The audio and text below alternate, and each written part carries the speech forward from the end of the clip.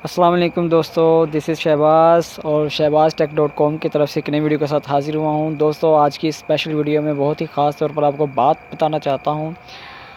तो दोस्तों, इस बात को आप ज़हन में रख लें कि जो पीटीए की तरफ से अभी नोटिस आया है, पब्लिक नोटिस, जिसमें कहा गया है कि आपकी डिवाइसेस जो हैं वो ऑफ़ कर दी जाएंगी 20 अक्टूबर के बाद। तो दोस्तों, 20 अक्टूबर से पहले इस डिवाइसेस को अपनी जो हैं वो आप रजिस्ट्रेशन उसकी चेक कर लें कि वो कंप्लाइंट हैं या वो रजिस्टर्ड है या नहीं, या वैलिड हैं या ब्लॉक हैं।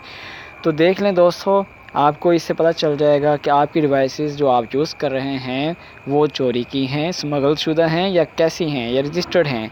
तो दोस्तों, इसलिए मैं आपको एक बहुत ही बेहतरीन तरीका बताने जा रहा हूँ जो पीटीए से डायरेक्ट भी कर सकते हैं, या एक और तरीका है जो राइट मैसेज में जाकर आपने करना है। तो सिंपली आपको पहले मैं बताता हूँ फर्स्ट मेथड क्या है। फर्स्ट मेथड में आपने ये करना है कि पीटीए की जो मेन वेबसाइट है वहाँ पर जाना है, और वहाँ पर जाने के बाद आपने यहाँ पर देखिएगा पीटीए, मैंने जो अपना एड्रेस लिखा होगा dirbs.pta.government.pk। तो यहाँ पर जब डायरेक्ट जाएंगे तो आपके पास IMEI यहाँ पर लिखना होगा। अदरवाइज़ आपको बताया गया है कि to find mobile phone IMEI dial, अपने फ़ोन से डायल करें *#06# और फिर अपने मोबाइल डायलर से इसको चेक करेंगे तो IMEI नंबर शो हो जाएगा। तो दोस्तों, यहाँ पर जो है अगर मेन वेबसाइट पर जाते हैं तो यहाँ से आपने चेक करना है 3519, जैसे मैंने यहाँ पर लिखा हुआ है IMEI नंबर। तो यहाँ पर आपने इसको आई एम नॉट रोबोट आपने यहाँ पर चेक करना है, और यहाँ पर ऐसे करने के बाद आपने जस्ट उनको जो लाइट्स हैं, जो सिग्नल्स होता है, उनको आपने चेकआउट करना है। करने के बाद आपने चेक करना है, और यहाँ पर दोस्तों इसका स्टेटस शो हो जाएगा। ये देखिए, device IMEI is valid, insert SIM and make a call SMS to anyone on before 20, यानी कि 20 अक्टूबर 2018 से पहले आपको इस नंबर से आपका IMEI नंबर जो है वैलिड है। वैलिड यानी GSM से तो वैलिड है, लेकिन PTA से तस्दीक शुदा नहीं है।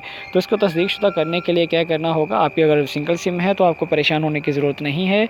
आपने क्या करना है, अपने मोबाइल को नॉर्मली यूज़ करना है। 20 अक्टूबर के बाद वो खुद ब खुद ऑटो रजिस्टर्ड हो जाएगा। तो उसके बाद अगर आपका IMEI कंप्लाइंट आ जाता है तो आपका मतलब आप रजिस्टर्ड डिवाइस यूज़ कर रहे हैं, आपकी परेशानी वाली बात नहीं है। तो अगर ब्लॉक आ जाता है तो आपको क्या करना होता है, आपको वो नंबर जो डिवाइस है वो आपकी 20 तारीख को बंद हो जाएगी, उसके बाद आपने यूज़ नहीं कर सकते। तो आप उसको क्या करेंगे, आप उसको बेकार समझकर कुछ भी आप कर लें इसको ना।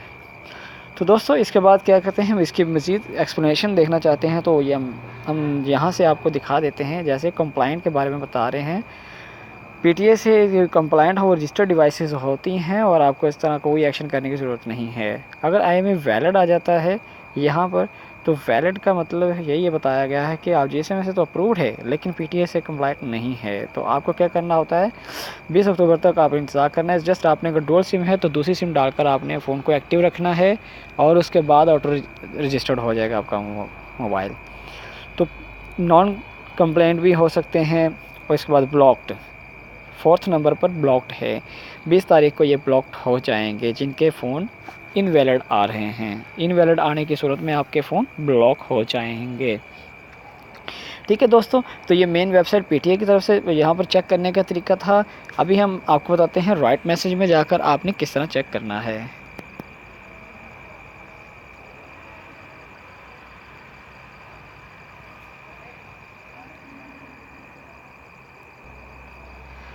राइट मैसेज में जाकर जस्ट आपने राइट मैसेज करना है और न्यू 8484 मैसेज सेंड करना है। देखिए, मैंने अपने IMEI नंबर सेंड किया है।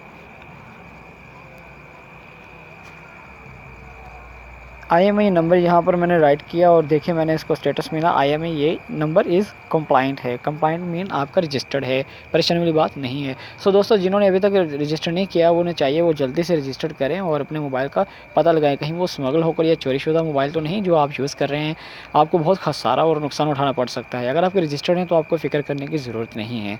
सो दोस्तों, मेरे लिए ये इन्फॉर्मेशन जो है वो आपको प्रोवाइड करना फ़र्ज़ था, मैंने बता दिया। अब आप लोग जो है वो दूसरों के साथ शेयर करें और बताएं कि जल्दी से जल्दी आप अपनी डिवाइसेस को रजिस्टर कर लें। अगर हैं रजिस्टर तो फ़िक्र वाली बात नहीं है, अगर नहीं है तो उसको कैसे करना है वो भी इसमें बताया गया है। सो दोस्तों मुझे इजाज़त दीजिएगा, नेक्स्ट अगली वीडियो में मिलते हैं। अल्लाह हाफ़िज़।